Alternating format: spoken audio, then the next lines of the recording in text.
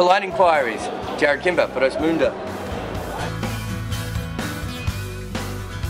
Rupert Jeffrey says, how much longer till G. Smith goes? He has kids now. His Comey, Callis retired. Chommy, it's a South African word being friend. And Mitchell Johnson, full stop. The funny thing, he Instagrammed a picture of his wife and kids and said, I always miss these guys when I'm away from home. Last one, I promise. So I don't know if he meant last picture of his family or last series. Wow. No, exclusive. Exclusive. He's finished. Look, he's only 33. He should still have 5 years. He's an old 33. I mean, he was an old 5-year-old. Let's be honest. He's an old soul in a rusted old body. Well, when you captain from 20, I suppose you get to 40 quicker than you think. Beautiful. Justin Smith says, Alex Doolan, you've seen him for 4 days, thoughts on him now, ready for an international career? Yeah, absolutely. I mean, not only is he a good bat, he's a wonderful fielder. We saw those catches, they were phenomenal. Mike Clark said he's going to be in the job for a while, so absolutely he is. Did he say that at the press conference? He did. I think it was more in jest about the fielding. Oh, yeah, no, he's definitely going to be in that job. He's going to be in that job for a while, but absolutely. I mean, he's got the temperament, he's got the shots. Why not? English Nick says, what options for team changes do South Africa have for the next test? I mean, this would be the longest episode of all time if we really went into it, but give your brief guess of what they may try and do. It's tricky, you know, there are not that many options. I think you've got to drop Alvaro Peterson. They might want to drop Robin Peterson, and even JP Doon is asking for his rope to be cut now. The problem is, who do you replace them with? So, Obas Pinar. I think Wayne Parnell's going to come into contention, absolutely. Dean Elgar, maybe, but then you're taking a risk. I don't know how strong Dean Elgar is mentally. But it could be Imran Tahir's opening for a great comeback. You know, they need a spinner. You can't stick with Robin Peterson. They need a spinner in Port Elizabeth. Apro Gupta says, is a slow rank turner required to halt the Johnson Express? Well, you're not going to get one in South Africa. Well, also, let's imagine that that's what they do, and somehow in the next couple of days they can manufacture that pitch in South Africa.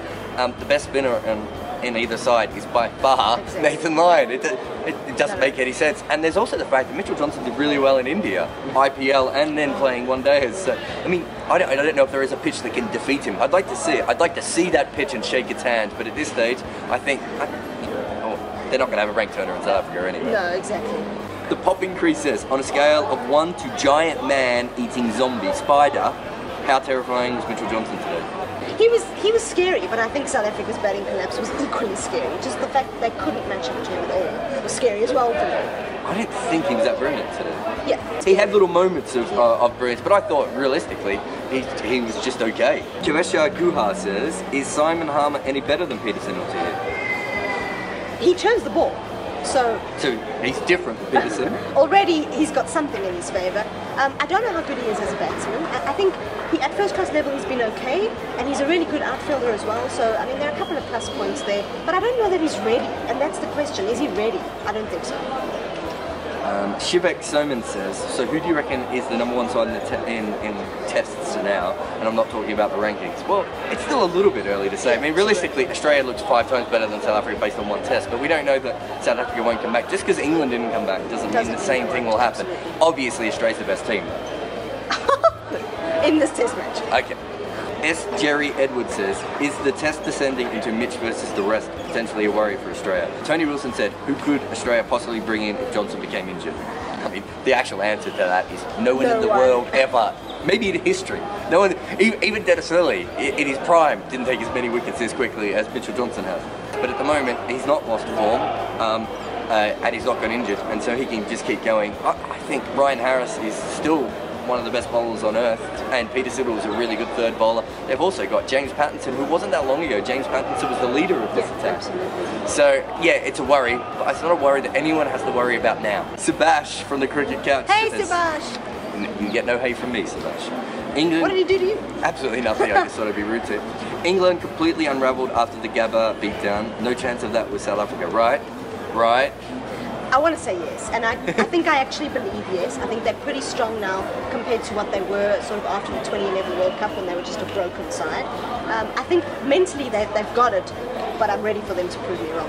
Yeah, I think having looked at what England did and what South Africa did, there's actually a lot of similarities. I think, in fact, what South Africa did, they did it earlier because they lost Kirsten beforehand, they lost Callis beforehand, and now they come in. And the problem with Mitchell Johnson and the way Australia's playing in general is every sort of weakness that you have is just shown out. So Alvaro Peterson made 250s against India, but the fact is he's probably not up to it, and against Australia he looks massively not up to it. So there is a chance that they could just drop off the cliff right now, but they just seem, I mean, it shouldn't have happened with England, sure, it shouldn't happen with South Africa, but Mitchell Johnson does weird things. Matthew Wright says, how much has the Aussies changed from zeros to heroes simply down to Buff's appointment? Look, I'm not Lehmann's biggest fan by a long way, and I think he gets a lot of credit for things that he hasn't been involved with, but he has kept them going for 6 straight tests. He's kept all this happening, and I mean, why would you ever say that he's not done something right? I think some of it comes down to just pure luck of Mitchell Johnson in the right place at the right time. And also, let's not forget, they picked 2 guys with average first-class records who both came out and made runs. And sometimes that happens when you just keep putting people into winning sides. Everyone stands up. So he deserves as much credit as you want to give him personally. Nicholas Tyndale says, how many tours has your hat done and will it ever come off? Is that to you? Or this is a new one. This is not a hat. This is a new one. So it's done 1 test and it's doing quite well. Kishan Jilka says, why hasn't anyone snuck into Mitchell Johnson's room and shaved off his mustache? I think the security in Santon's pretty tight. That would be a pretty good story though, wouldn't it? Knuckle Pandy says, is Alex Doolan the new David Byrne?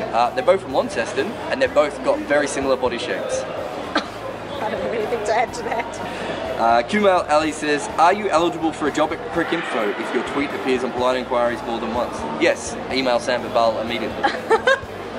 Luke Webster says, how much fun are you having doing the ABC commentary? How much fun are you having? I'm having a great time considering I've done no commentary at all. We'll see you next test. Can you grow a mustache? No. It would take me 15 years, and even then... Let's start next week.